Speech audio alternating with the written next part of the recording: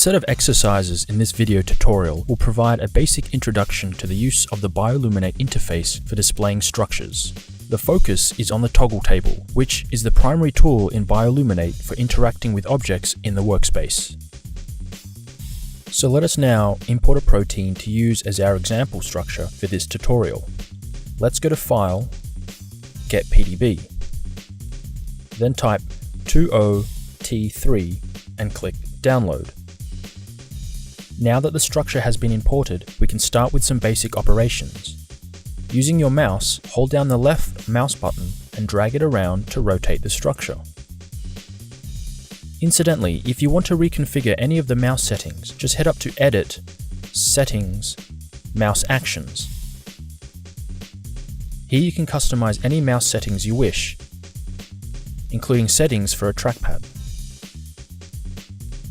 Using the middle button scroll wheel on the mouse, you can adjust the clipping planes. And you can zoom in and out of the structure by holding down the right mouse button and dragging.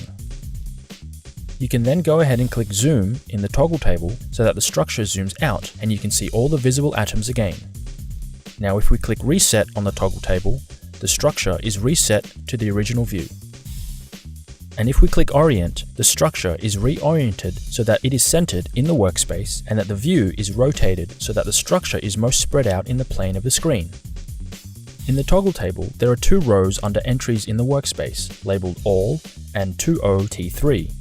Each row corresponds to a project entry, in other words, a structure.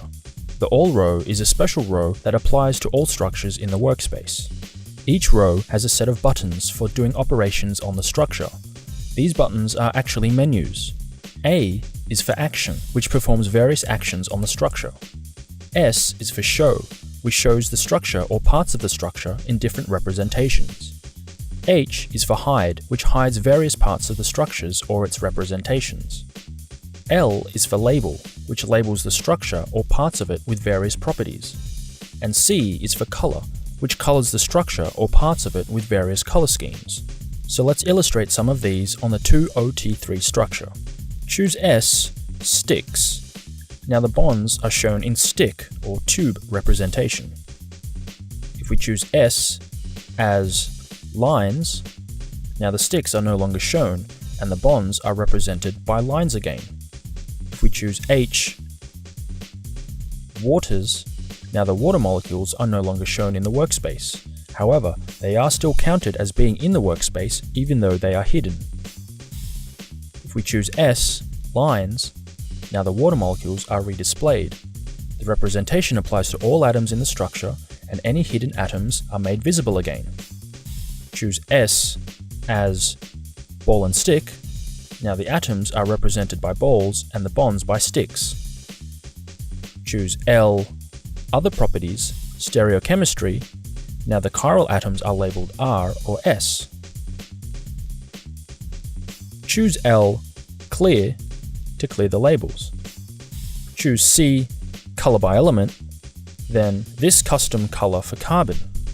This color scheme colors all atoms by element and applies a user-selected color to carbons. We can then use the color selector to choose a color for the carbons. Choose C, Color by Spectrum, B factors. Now the carbon atoms are colored according to the PDB B factors or temperature factors. Now, from looking at the status bar, we can see that this protein has two chains and hence an interface that can be displayed. So let's choose A, Preset, Protein Interface.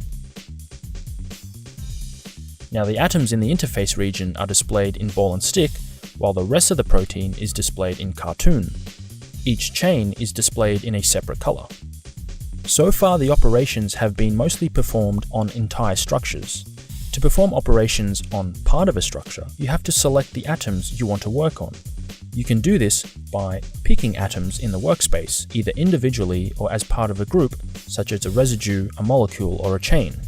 So let's choose Edit, Pick Mode, Chains. And notice the cursor in the workspace changes from a box with a C next to it to indicate that you are picking chains. Now when you click on, or pick, atoms in the workspace, the entire chain that the atom is part of is selected. the atoms are marked with yellow boxes and a new row is added to the toggle table, labeled Selection.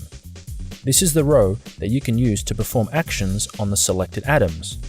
For example, in the Selection row, choose S as Lines, and notice the chains that you selected are now shown as lines or wire form. Again, for the Selection row, choose A, Copy to New Project Entry.